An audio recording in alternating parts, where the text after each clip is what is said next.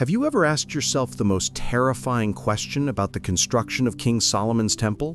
We're told it was a holy sanctuary built by the wisest man who ever lived, but the evidence suggests that Solomon was hiding a dangerous secret within the very walls of God's house. Imagine the construction site of the temple in Jerusalem 3,000 years ago. It was the most massive engineering project of the ancient world. Logic dictates that this place should have been deafening. You should hear the sound of thousands of hammers striking stone. You should hear the grinding of chisels and the shouting of workers. But the Bible tells us a completely different story. In the book of 1 Kings, chapter 6, verse 7, the scripture records a physical impossibility. It says that the house was built of stone made ready before it was brought there, so that there was neither hammer, nor axe, nor any tool of iron heard in the house while it was in building. Read that again. No iron tools. No sound of metal striking rock. Total silence. How is this possible? How do you quarry massive stones without tools? How do you shape a block of limestone weighing 500 tons without a hammer? If you go to Jerusalem today and walk through the tunnels of the Western Wall, you will see these stones with your own eyes. They are cut with laser precision. The joints are so tight that you cannot fit a single sheet of paper between them. Modern engineers admit that we would struggle to move these stones today, yet we are expected to believe that ancient workers did it with soft bronze chisels and ropes. This explanation does not make sense. Bronze cannot cut through hard bedrock without shattering. So what did Solomon use? The history books are silent, but the forbidden texts of the Jewish rabbis are not. They speak of a mysterious object called the Shamir.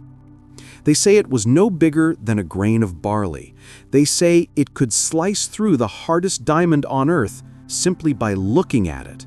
And most disturbingly, the ancient texts say that the Shamir had to be kept wrapped in thick wool and placed inside a lead box because its power was too dangerous for human exposure. This does not sound like a worm. This sounds like radioactive material. It sounds like lost technology. In this episode, we are going to open the forbidden files of the Talmud. We are going to investigate the controversial theory that King Solomon used Nephilim technology to build the house of God. We will discover how he captured a high-ranking demon to find it, and we will ask why this device vanished from the face of the earth immediately after the temple was finished. Get ready to question everything you know about ancient history. Welcome to the investigation. To understand the magnitude of this mystery, we must step into the crime scene itself. If you travel to Jerusalem today and descend into the tunnels beneath the Western Wall, you will find yourself standing next to an engineering miracle that defies the laws of physics. This is not a matter of faith. This is a matter of mathematics and geology. Deep in the foundation of the Temple Mount, there is a specific block of limestone known to archaeologists as the Western Stone. This single monolith is 45 feet long. It is 10 feet high and 12 feet deep. Engineers estimate its weight to be roughly 570 tons. Let us pause and try to comprehend that number. 570 tons is equivalent to the weight of 2 fully loaded Boeing 747 airplanes. It is significantly heavier than the entire Statue of Liberty. Now consider the official narrative taught in history books. We are told that King Solomon accomplished this using Bronze Age technology. We are told he used hemp ropes, wooden rollers, and manpower. But any structural engineer will tell you that this explanation is physically impossible. Wooden rollers would be instantly crushed into sawdust under the pressure of 500 tons. Ropes, made of natural fibers, would snap long before the stone moved an inch. Even if you gathered 10,000 slaves, there is simply not enough physical space around the stone for that many hands to push. Let us compare this to our modern capabilities. The strongest mobile cranes in the world today struggle to lift a load of this magnitude. When modern engineers need to move a 500-ton object, they require months of planning, hydraulic systems, and specialized steel machinery. Are we really supposed to believe that Solomon did this with sticks and stones? Or did he have access to a power source that we have forgotten? The mystery gets deeper when we examine the surface of these stones. In forensic science, every tool leaves a signature. A hammer and chisel leave impact fractures. They leave jagged marks where the metal struck the rock. But when you run your hand along the master course stones in Jerusalem, you do not feel the violence of a chisel. The surfaces are incredibly smooth. The joints between the stones are perfect. It looks less like the stone was chipped away and more like it was sliced. This suggests a completely different type of technology. It suggests a tool that could soften the stone or cut through it using intense heat or focused sound waves. It suggests that the builders were not fighting against the density of the rock, but were manipulating the matter itself. This specific architectural fingerprint is not unique to Jerusalem.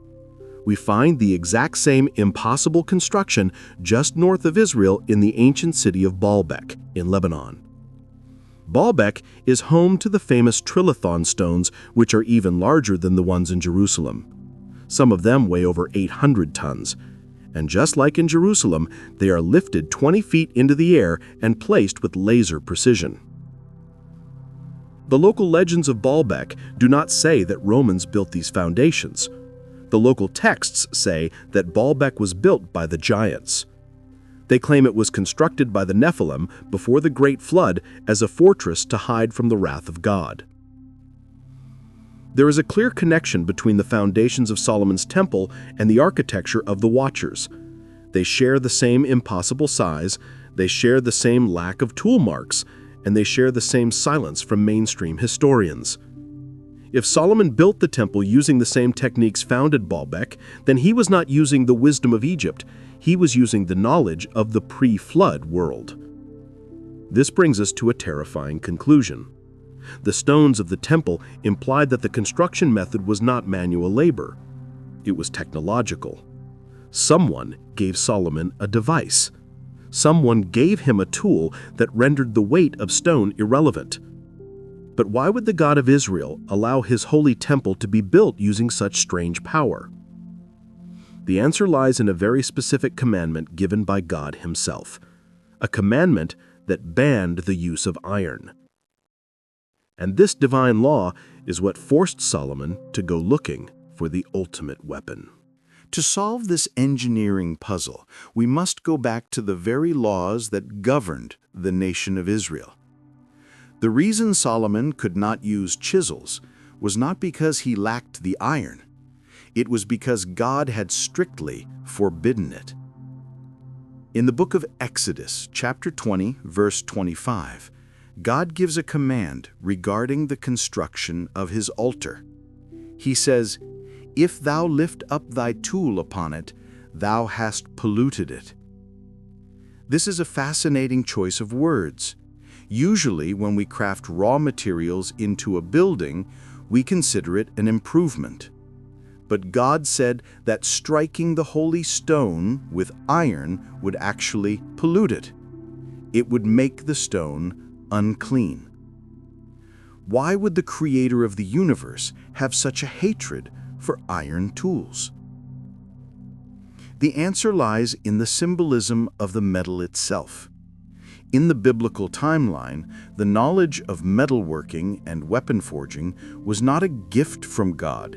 It was introduced by the line of Cain. Specifically, it was a man named Tubal-Cain, who is described in Genesis as the instructor of every artificer in brass and iron. In the book of Enoch, which expands on this history, we are told that the fallen angels taught humanity how to make swords and knives and shields. Iron was the metal of war. It was the metal of bloodshed. It was the material used to shorten human life. The temple, on the other hand, was a place designed to lengthen human life. It was a place of atonement and peace. The Jewish sages argued that it was spiritually illegal to use the instrument of murder to build the house of eternal life. The vibration of iron was incompatible with the vibration of holiness. So King Solomon faced an impossible contradiction. He was commanded to build a massive stone temple, but he was banned from using the only tools strong enough to cut the stone. Imagine the panic in the royal court. The engineers probably told Solomon that the project was impossible. They could not shape the massive bedrock of Mount Moriah with soft bronze tools. It would take centuries. They needed a miracle. Solomon turned to the Sanhedrin, which was the supreme council of the wise men of Israel. He asked them how his ancestors had solved this problem. He asked them how Moses had engraved the names of the tribes onto the precious stones of the high priest's breastplate. Precious stones like diamond and sapphire cannot be cut with iron. They are too hard. Yet the breastplate of the high priest had intricate letters carved into the gems. The elders revealed a secret that had been guarded for generations. They told Solomon that Moses did not use a metal tool. They told him that Moses possessed a substance known as the Shamir. The word Shamir translates roughly to something like sharp or thorn, but the description given by the rabbis is much more mysterious. They told Solomon that the Shamir was not a chisel. It was a small object, no bigger than a grain of barley. They said that it had the power to disintegrate anything it touched. The texts say that when Moses needed to engrave the gems, he simply held the Shamir over the stone. He did not press it down. He just exposed the stone to the presence of the Shamir, and the rock would split open exactly where he wanted it to. This description sounds remarkably like a focused energy beam. It sounds like a laser or a sonic device that disrupts the molecular bonds of the material. The elders told Solomon that the Shamir was created at the very twilight of the sixth day of creation. This implies it was not a natural animal, but a unique anomaly in the universe. But there was a problem. Moses had died hundreds of years ago. The Shamir had disappeared. It was not in the royal treasury. It was not in the Ark of the Covenant. Solomon asked the council where he could find it. They looked at him with fear in their eyes. They told him that the Shamir was not in the possession of any human being. They said that God had entrusted it to the custody of the Prince of the Sea, and that he had given it to the wild rooster known as the hoo-hoo bird to guard it. But they also whispered a darker possibility. They said that the only entities who knew the exact location of the Shamir were the spirits of the underworld. If Solomon wanted to build the house of God, he would have to make a deal with the forces of darkness. He would have to interrogate the demons. This was the moment Solomon crossed the line. Driven by his desperate need to finish the temple, he decided to use his ring to capture a high-ranking demon and force him to reveal the location of the Shamir. He was about to plan the greatest spiritual heist in history. He was going after Asmodeus, the king of demons. This leads us to the most cinematic chapter of the investigation. The story of the Shamir transforms from a theological debate into a high-stakes special operations mission. King Solomon knew he could not simply ask for the Shamir. It was hidden too well. He needed intelligence from the inside. He needed to capture a high-value asset from the spirit world and force him to talk. The ancient texts of the Talmud, specifically in the tractate Gittin 68a, Give us the detailed log of this operation." Solomon did not send a priest. He sent a soldier. He called upon Benaiah, son of Jehoiada. Benaiah was the captain of the king's royal guard. He was the head of the Cherethites and Pelethites, which were essentially the special forces of ancient Israel. The target was identified. It was Asmodeus, the king of demons. According to the intelligence reports, Asmodeus had a daily routine. Every morning he would fly up to the lower heavens to study the divine decrees for the day. Then he would descend to earth to wreak havoc, but at the end of the day, he would always return to a specific mountain. On that mountain, he had a private cistern. It was a well covered with a massive rock and sealed with his own demonic signet. Asmodeus would check the seal to make sure no one had touched it. Then he would open it, drink the water, and seal it back up. Solomon devised a plan that relied on chemistry rather than brute force. He knew he could not defeat Asmodeus in physical combat, but he knew that even demons have vices. He gave Benaiah a chain engraved with the holy name of God. He gave him bundles of wool, and he gave him several skins of strong aged wine. Benaiah traveled to the mountain and located the well. He did not break the seal. Instead, he drilled a small hole into the cistern and drained all the water out. Then he drilled a second hole and filled the entire well with the strong wine. He plugged the holes with the wool to hide the evidence and climbed a nearby tree to wait. This was a sniper mission. He had to wait for the target to engage the trap. As the sun set, the sky darkened and Asmodeus descended. The text describes a terrifying presence landing on the mountain. The demon king checked his seal. It was unbroken. He assumed his water was safe. He rolled away the stone and leaned in to drink, but immediately the fumes of the alcohol hit him. Asmodeus was intelligent. He knew the scriptures. He quoted the proverb that wine is a mocker and strong drink is raging. He refused to drink it at first, but Solomon had counted on the demon's thirst. Asmodeus was parched from his journey. Eventually, his discipline broke. He drank. He drank the entire cistern. The alcohol hit his system hard. The king of demons became drunk and fell into a deep sleep. This was the moment Benaiah was waiting for. He rappelled down from the tree. He approached the sleeping giant. He took the chain engraved with the name of Yahweh and bound the hands and feet of the demon. When Asmodeus woke up, he was furious. He tried to burst the chains. He roared and struggled, but Benaiah stood over him and said calmly, "The name of the master is upon you." The power of the divine name neutralized the power of the demon. Asmodeus was captured. They dragged the prisoner back to Jerusalem. Can you imagine the scene in the throne room?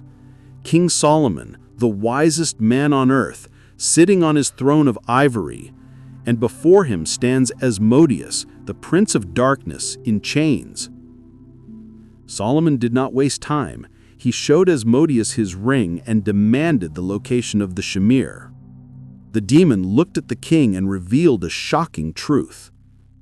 He said, "I do not have it, and it is not given into my hand."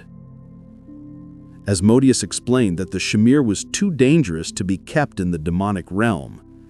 He said that the God of heaven had entrusted it to the prince of the sea. This refers to an angelic entity or a guardian of the deep oceans. But the prince of the sea did not keep it. He gave it to a bird.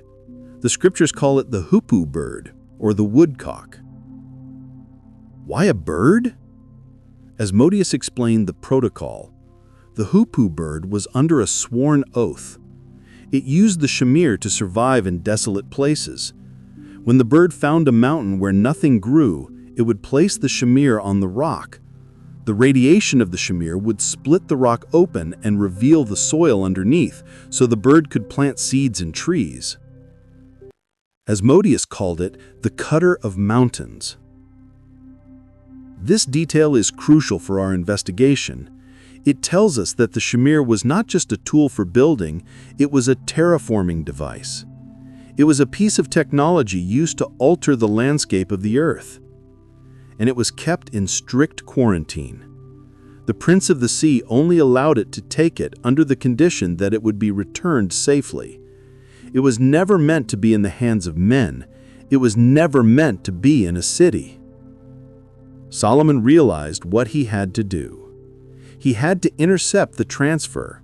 He had to rob the bird. He sent Benaiah back out into the wilderness. They found the nest of a hoopoe bird filled with chicks. They covered the nest with a slab of glass. When the mother bird returned, she could see her babies, but she could not reach them through the glass. She panicked. She flew away and returned carrying the Shamir. She intended to place it on the glass to cut through it. At that exact moment, Benaiah shouted and threw a stone. The bird was startled and dropped the Shamir. Benaiah caught it. The mission was a success. Solomon had the device. But the legend ends with a tragedy. The hoopoe bird, seeing that it had failed its oath to the Prince of the Sea and lost the forbidden technology, committed suicide. It strangled itself rather than face the judgment of the guardians. Solomon now held in his hand the power to cut through anything in the physical universe. He had the weapon of the Watchers, and he was about to bring this radioactive object right into the center of Jerusalem. But what exactly was he holding? Was it really a worm, as the children's stories say? Or does the description of its storage and its power point to something much more scientific? In the next section, we will strip away the mythology and look at the Shamir through the lens of modern physics. The evidence suggests it was not alive at all. This is the turning point of our investigation. We are going to take the ancient legend of the Shamir and place it under the microscope of modern science. We are going to strip away the fairy tales of magical worms and look at the raw data provided by the scribes. When you analyze the technical specifications of the Shamir described in the Talmud, the conclusion is unavoidable. We are not looking at a biological organism. We are looking at a piece of advanced technology. Let us look at the official description. The sages tell us that the Shamir was incredibly small. It was the size of a single grain of barley corn. Yet despite this tiny size, it possessed a power that defied the laws of nature. It could cut through the hardest substances in the known world. It could slice through diamond. It could split the gemstones of the high priest's breastplate without leaving a single scratch or fracture. Biology does not work this way. There is no animal or insect in the known animal kingdom that can consume or cut through diamond. Diamond is the hardest material in nature. To cut it, you need something harder. You need a laser or a high-velocity water jet or an ultrasonic drill. You do not use a worm. But the most damning piece of evidence is not what the Shamir did. It is how the Shamir was stored. The Talmud is very specific about the containment protocol. It says that the Shamir could not be kept in a wooden box or a metal vessel. If placed in an iron cup, the Shamir would shatter the container. So how did they store it? The text says they wrapped the Shamir in thick tufts of wool and placed it inside a leaden tube. A tube made of lead. This detail should send a shiver down the spine of any physicist or radiologist. Why lead? In the ancient world, lead was a common metal, but it was heavy and soft. It was not used for security. But in the modern world, we use lead for one very specific purpose. We use lead to block radiation. We line the walls of X-ray rooms with lead. We store nuclear waste in lead casks. We wear lead aprons to protect our vital organs from gamma rays. Lead is the only common material dense enough to absorb high-energy radiation. Now ask yourself a logical question. If the Shamir was a living worm, why would you put it in a sealed lead tube? A living creature needs air. It needs to breathe. If you seal a worm in a lead pipe, it will die of asphyxiation in minutes. But if the Shamir was a dangerous radioactive isotope, then a lead tube is the only logical container. The wool also fits this theory perfectly. When transporting unstable radioactive materials or delicate glass components, we often pack them in soft, absorbent material to prevent shock. The ancients used wool, we use foam. The function is the same. So the picture changes completely. Solomon was not carrying a pet insect. He was carrying a hazardous material that emitted a field of energy so intense it could destabilize the atomic structure of stone. Let us look at the operating mechanism. How did the Shamir cut the stone? The text says that the workers did not press the Shamir against the rock. They simply held it up to the stone. They exposed the stone to the glance of the Shamir. The Hebrew text suggests that wherever the Shamir looked, the stone would split. This is exactly how a directed energy weapon or a laser cutter works. You do not touch the material. You focus a beam of coherent light or sound onto a specific point. The intense energy excites the molecules of the material until the bonds break apart. If the Shamir was a form of laser or a concentrated plasma beam, it explains why there was no dust. It explains why the cut was smooth. It explains why there was no noise of hammers. It was silent because it was burning through the rock with light. Consider the heat. The texts say that the Shamir was created at the twilight of creation. This implies it was not born but made. It was an anomaly. If this object was a highly radioactive isotope, roughly the size of a grain of rice, it would likely glow. It would emit heat. This matches the description of a magical stone that shines. We must also consider the health of the people who handled it. The text says the hoopoe bird carried it. But the text also says the hoopoe bird eventually died. Did it die of radiation poisoning? We know that King Solomon seemed to lose his mind in his later years. He became paranoid. He became weak. Could this be the result of long-term exposure to the radioactive artifacts he was collecting? The cognitive dissonance here is staggering. For centuries, we have been taught that the Shamir was a miracle of nature, but the evidence points to a miracle of engineering. If you showed a smartphone to a person from the Middle Ages, they would call it a magic mirror. If you showed a laser pointer to a person from the Bronze Age, they would call it a spirit that cuts with its eye. The ancient scribes did the best they could to describe what they saw. They saw something small and active, so they called it a worm. They saw it cut stone without touching it, so they called it magic. But we have the vocabulary they lacked. We know what radiation is. We know what laser technology is. And this leads us to the biggest question of all. If the Shamir was a piece of high-tech equipment, it could not have been made by human hands 3,000 years ago. Humans were barely learning to smelt iron. We did not have the capacity to build particle accelerators or laser diodes. So who built it? If it was technology, it had to come from a civilization that possessed that level of technology. It had to come from a time before history, as we know it, began. The trail of the Shamir leads us directly back to the entities who brought forbidden knowledge to mankind. It leads us back to the Watchers. Solomon did not discover the Shamir.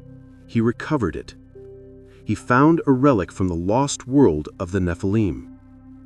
And in the next section, we will trace the origin of this device all the way back to the days before the flood. We will see that Solomon was using the weapons of the enemy to build the house of God. If the Shamir was indeed a piece of advanced technology, we are faced with a massive historical problem. The Israelites in the time of Solomon were living in the Bronze Age. They were shepherds and farmers. They were just beginning to learn how to forge iron. They did not have the industrial capacity to manufacture a laser cutter or a radiation device. You cannot build a particle accelerator in a blacksmith shop. So where did it come from? To find the manufacturer of the Shamir, we must look back to the time before the Great Flood. We must look to the era of the Nephilim. The book of Enoch gives us the missing pieces of this puzzle.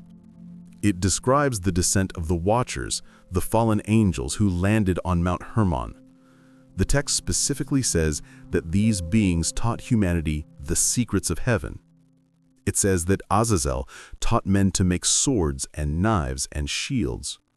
It says that Semjaza taught enchantments and root cuttings. They taught metallurgy. They taught astronomy. They brought a level of scientific knowledge that human beings were not ready for. Many alternative historians believe that the pre-flood world was not primitive. They believe it was a high-tech civilization ruled by the Nephilim. They built the pyramids. They built Baalbek. They possessed tools that could manipulate matter and energy. When the flood came, that civilization was wiped out. But not everything was destroyed. Some artifacts survived. Some relics were buried in the mud or hidden in waterproof vaults. The Shamir fits the profile of a surviving relic. It was a leftover tool from the lost civilization of the giants. Think about it. A tool that cuts stone without noise. A tool that uses focused energy. This is exactly the kind of technology the Watchers would have used to build their massive megalithic structures. But how did it get into the hands of the Israelites? The trail leads us to Egypt. The Bible tells us that Moses was not just a shepherd. He was a prince of Egypt. He was raised in the house of Pharaoh. Acts chapter 7 verse 22 says that Moses was learned in all the wisdom of the Egyptians. Ancient Egypt was the great repository of pre-flood knowledge. The Egyptians were obsessed with the stars and the first time, or Zep-Tepi, when the gods ruled the earth. Their vaults contained the secrets of the ages. It is highly probable that the Shamir was stored in the royal treasury of Pharaoh. It was likely one of the magical objects that the Egyptian priests used to demonstrate their power. When the Exodus happened, the Israelites did not just leave with clothes on their backs. The Bible says they plundered the Egyptians. They took gold, silver, and precious items. It makes perfect sense that Moses, knowing the power of the Shamir, took this device with him. He knew he would need it. He used it to engrave the 10 Commandments and the high priest's breastplate in the wilderness. Then, for centuries, it was hidden, until Solomon went looking for it. And here lies the ultimate irony of the temple. King Solomon was building the holiest place on earth. He was building a house for the presence of Yahweh. But to build the foundation, he used a tool created by the enemies of God. He used a weapon designed by the Watchers to construct the sanctuary of the Almighty. It was a dangerous gamble. Solomon was trying to redeem the technology. He was trying to use the devil's tools for God's glory. But technology is not neutral. It carries the spirit of its creator. By bringing this Nephilim artifact into the center of Jerusalem, Solomon was playing with fire. He was connecting his kingdom to the dark energy of the past. And as we see in the final chapter of Solomon's life, this exposure to forbidden knowledge came with a terrible price. The Shamir did not just cut the stones. It may have severed Solomon's connection to God. The temple was finished. It was magnificent. But immediately after the dedication, the Shamir vanished, and Solomon began his slow descent into madness. What happened to the device? And did the radiation of the Nephilim technology poison the mind of the king? We will find out in the next part of our investigation. Every powerful weapon demands a sacrifice. In physics, we call it entropy. In theology, we call it judgment. King Solomon thought he could master the forbidden technology of the ancients. He thought he could use the tools of the Nephilim to build the kingdom of God without suffering any consequences. He was wrong. If you read the final chapters of Solomon's life, it is a tragic story of decline. The man who wrote the Book of Proverbs and the Song of Solomon eventually lost his grip on reality. The Bible tells us that in his old age, his heart was turned away. He began to worship the idols of his foreign wives. He built altars to Molech and Ashtoreth. Theologians often blame this entirely on his moral weakness. But let us look at it through the lens of our investigation. Solomon spent years in close proximity to the Shamir.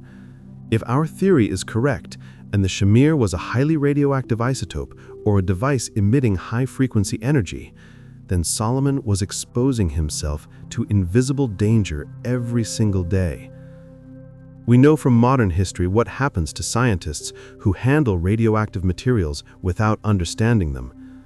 Marie Curie carried radium in her pocket and died of aplastic anemia. Her notebooks are still so radioactive today that they are kept in lead boxes. Did Solomon suffer a similar fate? Did the radiation of the Shamir slowly poison his body and his mind? It is a chilling possibility. The wisdom of the king may have been eroded by the very tool he used to demonstrate it. The physical sickness caused by the device mirrored the spiritual sickness caused by his wives. He was being attacked on both fronts. By the time the temple was finished, Solomon was a broken man. And then there is the mystery of the disappearance. As soon as the temple was completed, the Shamir vanished from the historical record. The Talmud states in the tractate Sotah, chapter 9, that when the first temple was destroyed, the Shamir ceased. But other traditions say it disappeared even earlier, right after the construction was done. Where did it go? It was not taken by the Babylonians. It was not taken by the Romans. It simply ceased to exist in the public eye. There are two theories.